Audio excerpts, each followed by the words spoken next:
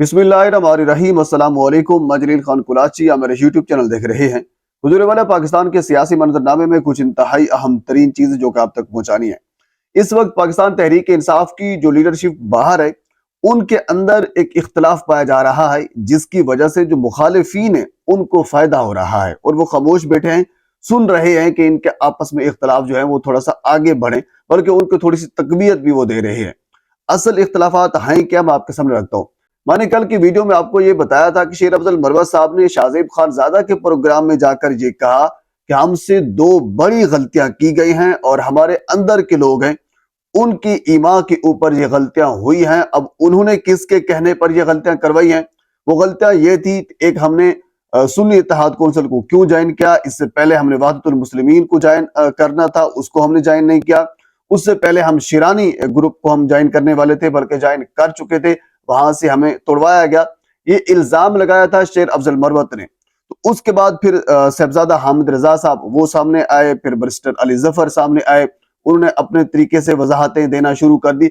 आपस में एक बंदा ट्वीट करता है, एक बात करता है, एक बयान देता है, उसके जवाब में दूसरा प्रेस कॉन्फ्रेंस करता है। मसाइल आपस में फंसे हुए हैं। जो मेन फोकस था, जो आपने मैंडेट चोरी के खिलाफ एक तहरीक चलानी थी, सुप्रीम कोर्ट का दरवाजा खटखटाना चाहिए था, उससे बालातर हो गई है पाकिस्तान तहरीक इंसाफ। इस वक्त जो बाहर की लीडरशिप है, इस वक्त कोई समझ नहीं आ रही कि जो बाहर है उसको लीड कौन कर रहा है, स्पोक पर्सन कौन है, बात कौन करता है। जो बंदा जाकर खान से मुलाकात करता है, मुलाकात करने के बाद सबसे पहले वो ये कोशिश करता है कि मैं बताऊं, और वो ये कहता हुआ हमें नजर आता है कि खान साहब ने मुझे कहा है। दूसरा आता है, वो कहता है खान साहब ने मुझे कहा है। अब ये सूरत हाल जो है वो चल रही है, लेकिन इंतहाई अफसोसनाक है।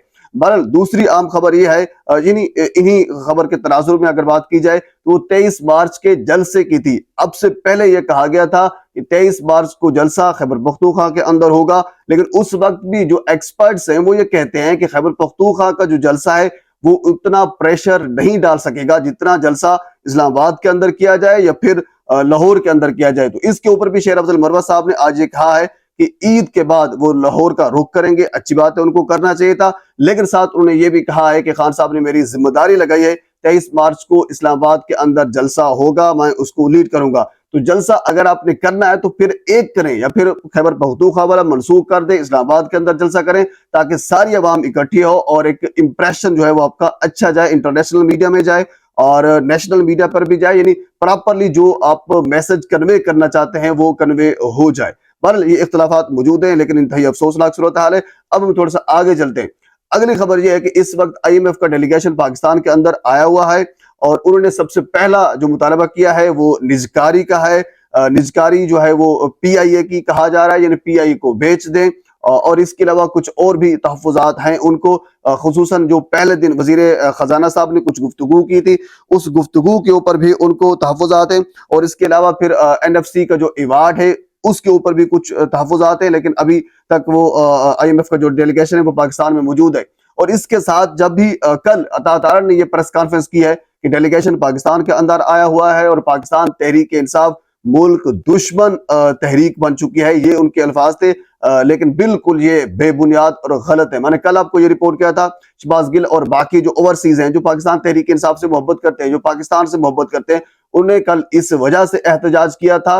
एहतजाज का मकसद सिर्फ यही था कि पाकिस्तान के अंदर, क्योंकि IMF का ये एक मोटो है कि वो जमहूरियत के साथ चलती है, तो जमहूरियत के साथ अगर आप चलते हैं तो फिर आप उन इलेक्शंस के उन हलकों का ऑडिट करवाएं जिनके ऊपर पाकिस्तान की एक बड़ी जमात को एतराज है। ये उनका एक मौकिफ था। और साथ ही उन्होंने ये कहा कि आपने हमसे वादा किया था कि फ्री एंड फेयर इलेक्शन होगा, वो फ्री एंड फेयर इलेक्शन नहीं हुआ।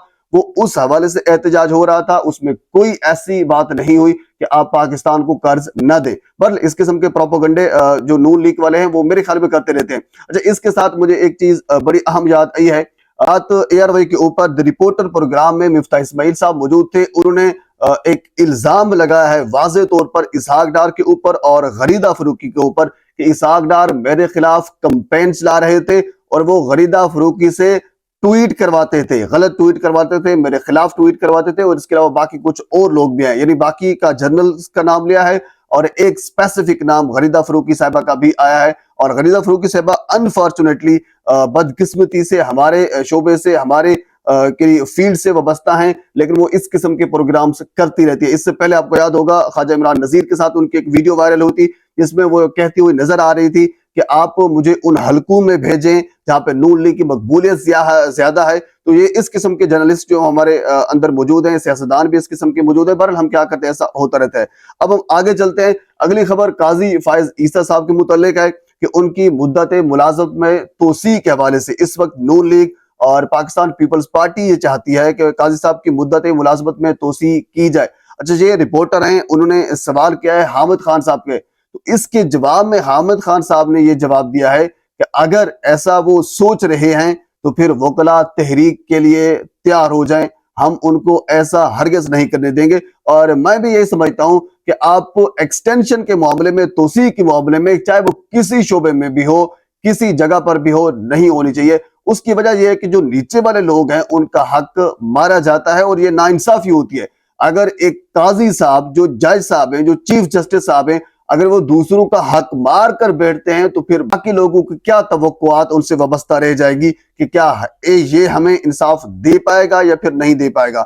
اچھا، اس کے ساتھ اگلی خبر یہ ہے کہ جو پنجاب کی سطح پر جو سینیٹرز ہیں ان کے نام باقاعدہ اناؤنس ہو چکے ہیں۔ جو جنرل سیٹوں کے اوپر زلفی بخاری اور حامد خان صاحب کے نام سامنے آ رہے ہیں۔